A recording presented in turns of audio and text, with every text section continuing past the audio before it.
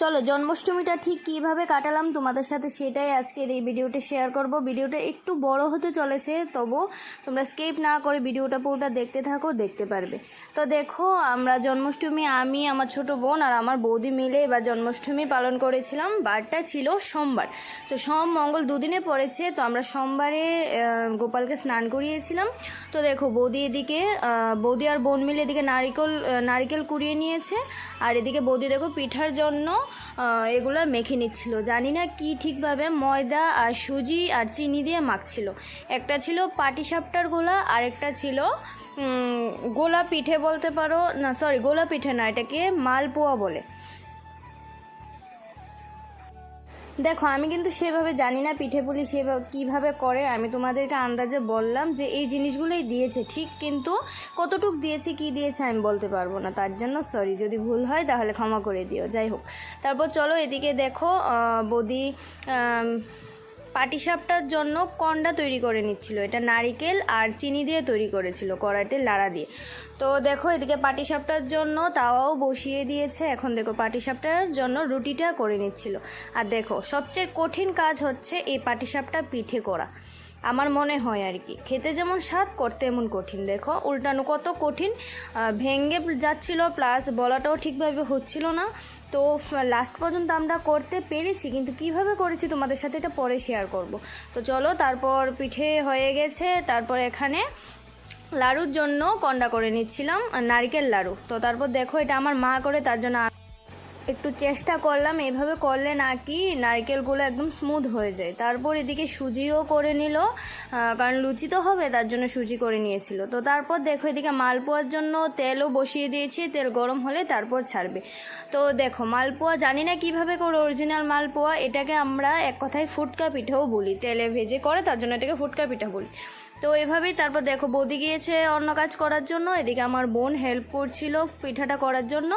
তো দেখো এদিকে লুচি বেলাও শুরু হয়ে গেছে, লুচির ডো মাখা হয়ে গেছে, এখন বেলবে আর তেলে ছাড়বে। তো দেখো লুচির জন্য তেল বসে গেছে, তো এখন লুচিও হয়ে যাচ্ছে। কি কি আইটেম হয়েছে তোমাদেরকে আমি নিশ্চয়ই লাস্টে দেখাবো, তার জন্য কিন্তু লাস্ট পর্যন্ত দেখতে হবে। তো তোমরা কারা কারা জন্মাষ্টমী করেছো আমাকে কমেন্ট করে জানিও তো, কাদের জন্মাষ্টমী কীরকম কেটেছে। তারপর দেখো এদিকে সাগুর ফল ফসারিও ভেজানো হয়ে গেছে, এদিকে সাগুও ভেজানো হয়ে গেছে। তা আমার বোন একটু একটু কাজ করছিল আজকের দিনও, কারণ আমরা তো একাই করছিলাম। তারপর এদিকে দেখো আমরা ঠাকুর ঘরে চলে এসেছি। তো এদিকে গোপালকেও ড্রেস চেঞ্জ করে এখন আমরা স্নানের জন্য রেডি করছিলাম, আর এদিকে থালাটা রেডি করছিলাম। কি কি লাগে, ওগুড়, মধু, তারপর ফুল, তুলসী পাতা আর জল আর দুধ ছিল, আর দুব্বা ছিল সাথে। তো তারপর এখন জলে ও গুড়টাও মিশিয়ে নিয়েছে, আর জলে একটু সুন্দর দেখার জন্য একটু তিল বলেছিলাম মেশানোর জন্য, জানি না দেওয়া যায় কি না, তবে আমি দিয়েছিলাম। তো তারপর দেখো এদিকে গোপালকে আমরা বলে বসিয়ে দিয়েছি। আর দেখো এদিকে আমার ভাইও চলে এসছে, এই ভাইয়ের বউ ছিল, বৌদি যেমন বলছিলাম তোমাকে, আর সাথে ছিল আমার ভাইজিটা। তো এদিকে দেখো কৃষ্ণকে স্নান করানো, গোপালকে স্নান করা আমাদের শুরু হয়ে গেছে। তো এদিকে তুলসী পাতা, ফুল, যা যা লাগে আমরা জলে দিয়ে দিচ্ছিলাম। তো এখানে মধু দেওয়া হচ্ছে, তারপর দুধ দিয়ে জল দিয়ে গোপালকে স্নান করানো হচ্ছিল। জানো তো আমাকে গোপালকে আমার স্নান করাতে যে ভালো লাগে। তোমাদের কাদের কাদের ভালো লাগে বলো তো? আমার মতন, আমার তো প্রচণ্ড ভালো লাগে, মানে এভাবে জল ঢালতে, মানে কী বলবো। যাই হোক, তোমরা দেখতে থাকো। আমার বোনও ঢেলে দিয়েছে, এখন আমি ঢালছিলাম, তারপর আমার বৌদিও স্নান করিয়ে নেবে, তারপর তো শুরু হবে পুজো।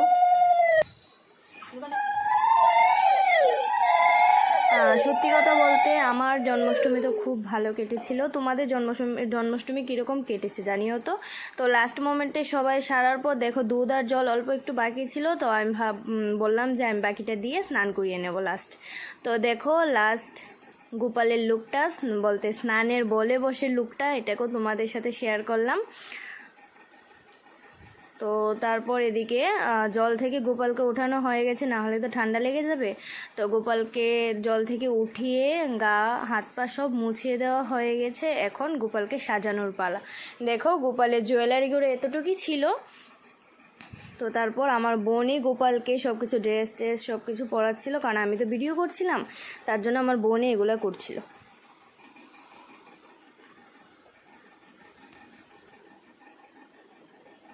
তো তো ফাইনালি গোপালকে সাজানো কমপ্লিট, ফুল বেলপাতা যা আছে সবগুলো দেওয়া হয়ে গেছে। আর ওইদিকে একটা গোপালের ফটোও বসিয়ে দিয়েছিলাম।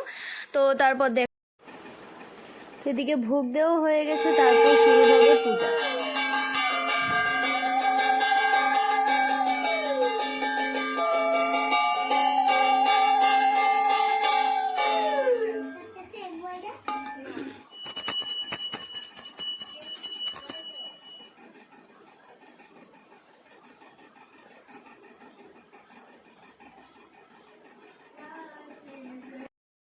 তো বৌদি তো এখানে গোপালকে পুজো দিয়ে নিচ্ছে, পুজো প্রায় কমপ্লিট। এখন গোপালকে ভোগ নিবেদন করে কীর্তন শুরু হবে।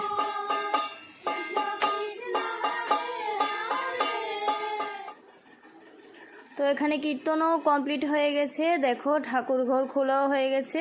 তো সবাই এদিকে এখন প্রণাম পর্ব চলছিল আর কি। তো দেখো গোপাল নিদ্রায়ও চলে গেছে। এখন গোপালকে tata bye bye good night বলে এখন আমরা চলে যাচ্ছি উপোস ভাঙার জন্য। তো দেখো এদিকে পাটিসাপটা যে বানিয়েছিলাম, তোমাদের সাথে পাটিসাপটার টেকনিকটা শেয়ার করছিলাম। দেখো এদিকে বৌদি বললো যে রুটি বানিয়ে দিই, তারপর এটা নিয়ে আমি হাত দিয়ে বলে নিচ্ছিলাম, কারণ আর সম্ভব হচ্ছিল না তাওয়াতে বানানোর, দেখছিলে ভেঙে যাচ্ছিল। তো তোমরা যদি জানো ইচ্ছে করে তোমাদের, তাহলে এই টিপসটা কিন্তু তোমরা অ্যাপ্লাই করতে পারো, খুব সুন্দর হয় দেখতে। দেখো একদম চিকন হয়েছে দেখতে। আর আমার মা দেখো এদিকে এসে দাঁড়িয়ে দাঁড়িয়ে দেখছিল আর বলছিল যে মানে এটা কি করছিলাম। যাই হোক, খেতে কোনো অন্যরকম কিছু হয়নি, স্বাদই হয়েছিল। আর এই ছিল ভোগের আয়োজনগুলো, কি কি ছিল দেখো, 2 ধরনের পিঠা, লাড়ু আর ফল ফসারি যা হয়, আর ছিল লুচি সুজি, আর এদিকে তো ছানা লাড্ডু ছিলই। তো তারপর দেখো চরণামৃত আর প্রসাদ খেয়ে উপোস ভেঙেছিলাম, আর কিছু প্রসাদও খেয়ে নিয়েছিলাম রাতে জন্য। তো এগুলোই ছিল আমাদের জন্মাষ্টমীর দিনের ব্লগটা। যদি ভালো লাগে একটা লাইক করে দিও। পরের দিনের ব্লগটা আরেকদিন আসছে। বাই।